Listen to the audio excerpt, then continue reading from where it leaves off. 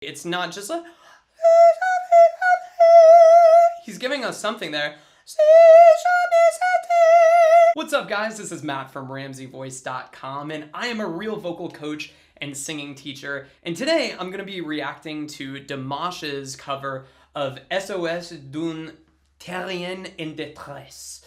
That was originally done by Daniel Bellavoine. So as you can probably tell right away, French is not my main language. I am an English speaker, but I have it on good authority that Dimash is actually Kazakhstani. So I'm gonna guess that French is probably not his first language either. So let's go ahead and take a look at how this amazing song goes today. Now, truth be told, I've never actually seen this performance before. I've only recently become familiar with the song, so I'm really excited, and I'm getting super amped because I know that this is like an insanely difficult song to sing well, so I can't wait to see what we hear. All right, guys, remember to like, comment with the next song that you want to see me react to, subscribe, and turn on notifications for this channel. Or if you're ready to get started today and improve your singing voice, check out my complete singing course, Master Your Voice.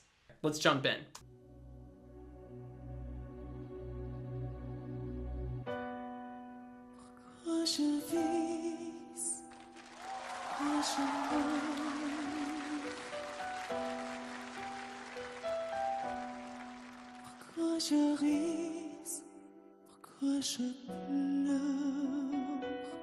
So the first thing that I have to say, I mean, we're only 2 lines in here, and this is an amazing light and high male voice. Again, this is more of like almost that countertenor kind of voice type. So like bass, baritone, tenor, and countertenor, tenor being the highest male voice type. Just listening to the lightness with that, pourquoi je vis, pourquoi je meurs. Now, I'm not saying that just because he's singing that breathy that makes him a countertenor or that he's singing it so lightly, but you can almost tell by just the weight of his instrument, by the sound of his actual voice. This is not like a big booming voice or anything like that. This is a super light tenor voice, and that's really the main thing. So even before I start looking at his vocal range or anything like that, just start listening to the sound of the singer's voice, and that'll give you some information about what you can expect from him.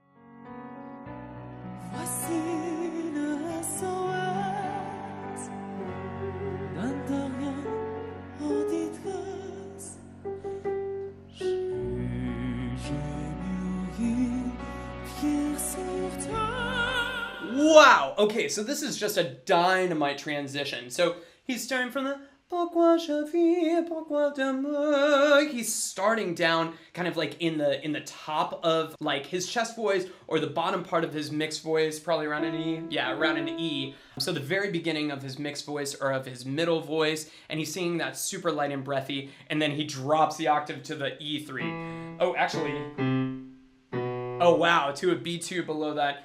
Da, da, da, da, da, da, da. So he's making this transition very dramatically. So he's starting off from a very light one, going to a very heavy one, and then back to a light one. Listen to that part again.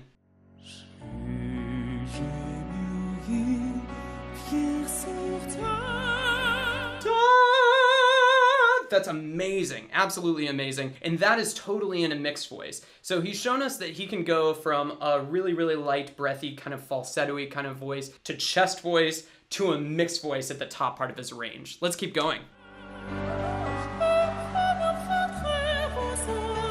Wow, okay, and then there's almost like some flageolet or like some very high falsetto. He's basically just kind of squeaking out those top notes, but there's not a trace of tension or anything in his voice. Let's see what he does next.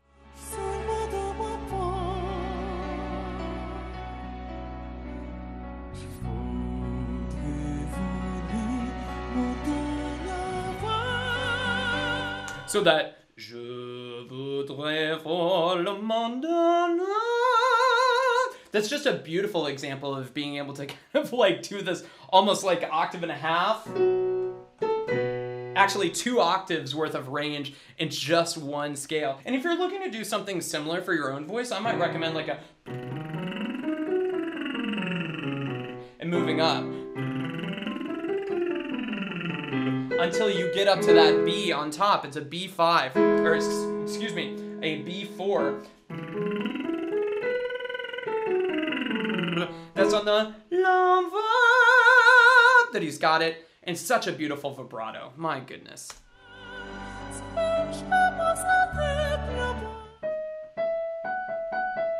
Yeah, so this is going to be in his third bridge when he's already on the again, very, very high head voice, and it's pretty connected. It's not just like he's giving us something there. And that's super important because when you're up that high in your voice as a guy, actually the spaces between the harmonics that you're singing are so wide that in order to get a little bit of a resonance from one of the formants that are up that high in your voice, you really need to have a very, very kind of open instrument, and things need to be very relaxed. Just can't believe what I'm seeing. Light mix.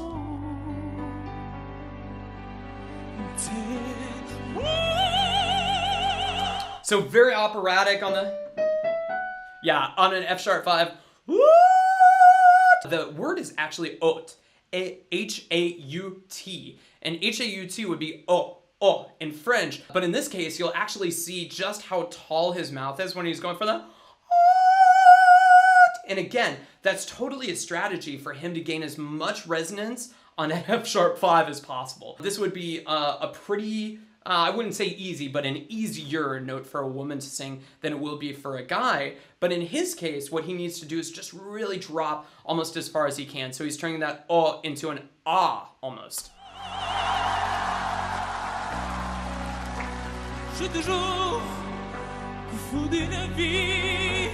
And these are the same notes on the same notes that he was singing at the very beginning of the song, just done in a totally different mode. So now he's doing it more of like a mixed voice. Everything's in his mixed voice now, rather than being that breathy falsetto.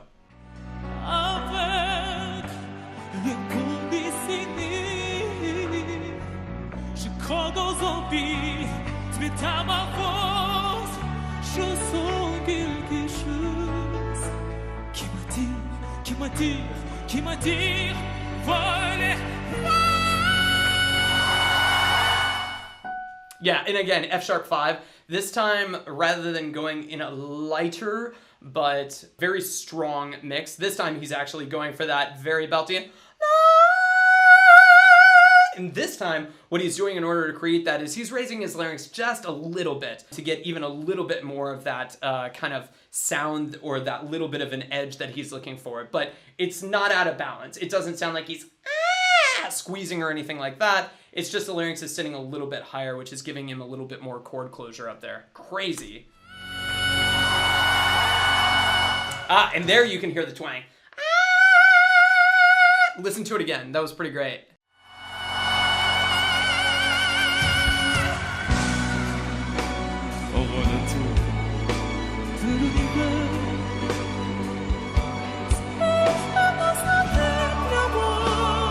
Beautiful transition.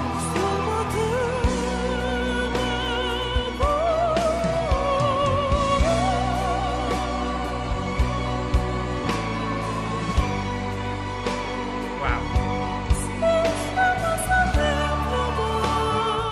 So he keeps coming back to this. And that's really, really beautiful, because being up in his third bridge, you just don't find a lot of pop songs like this that are actually going to stay in that same place. And so the fact that he's able to so well, it just shows that he's got phenomenal flexibility in his voice. Let's see what happens next.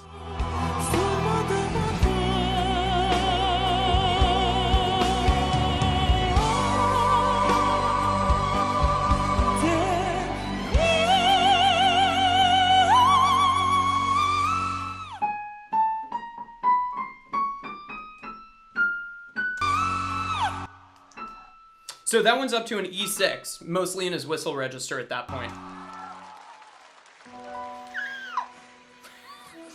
I can't do it today.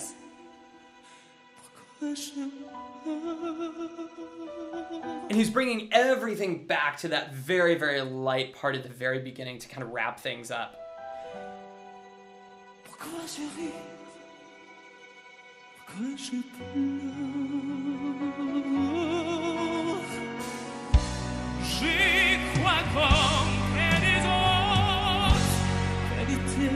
Check out that ons.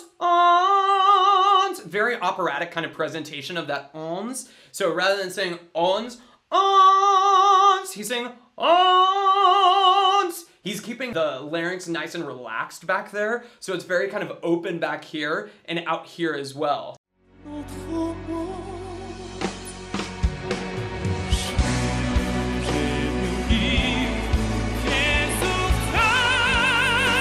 Okay, and now he's back into his full mix on that. And again, he's kind of spreading his lips a little bit here to give him a little bit more of that resonance.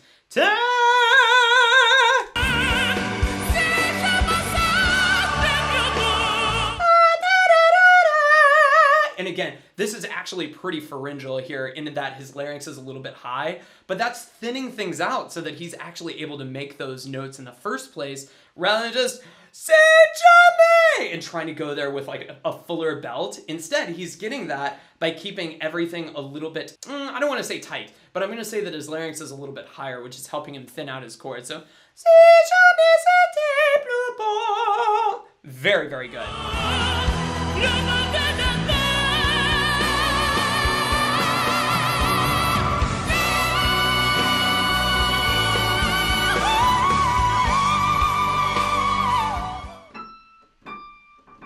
Wow. So, and again, this is a guy who's got such control over his voice. He can go through all his registers so easily.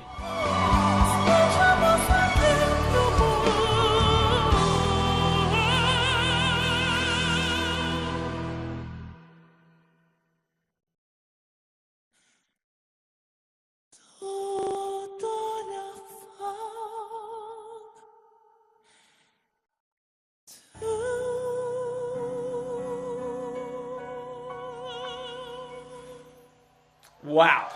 This is a phenomenal performance. So a couple of things to note here. This guy has so much vocal control, it's insane. He can go in his chest voice. He can go in his head voice. He can sing in his mixed voice. He can sing into his third bridge, an E5 and above. He can also sing in his whistle register and connect there very seamlessly. This is flawless. I mean, totally flawless. And you only get here when you've been doing some singing lessons for a very, very long time. Now, I don't want to say that that's like the only thing that it takes to get here, because genetics certainly play a part in this. But this is really where genetics and vocal training kind of mix into a perfect thing. I think that he's still in his early 20s, but I do remember reading that he started taking singing lessons at the age of 6. And when you're starting from the age of 6, it's something like this. This is what you see after 10, 15 years worth of work. So I have to give this performance a 5 out of 5 stars. It's absolutely amazing. People could learn so much from this, but it can also be very, very intimidating to someone that's just starting out to learn how to sing. I have a lot of beginner students who come in and they bring in a really difficult song like Freddie Mercury or Dimash or something like that. And they're like, well, if I just learn to sing this, then I can learn to sing anything. Well, that may be true, but we may be working on that one song for 10 years. So if you're feeling intimidated or he's doing some things that you're not quite sure how to get to, that's totally fine. Just start off exactly where you are. Start off with songs that are even easier than this if that's something that you're struggling with. But if you've been doing this for a long time, this seems like a fantastic exercise that you could start to kind of train all those different parts of your voice and going seamlessly in between them. Thank you guys so much for watching. Don't forget to like, comment with the next song that you want to see me react to, and turn on notifications and subscribe to this channel. Or if you're ready to get started, check out my complete singing course, Master Your Voice.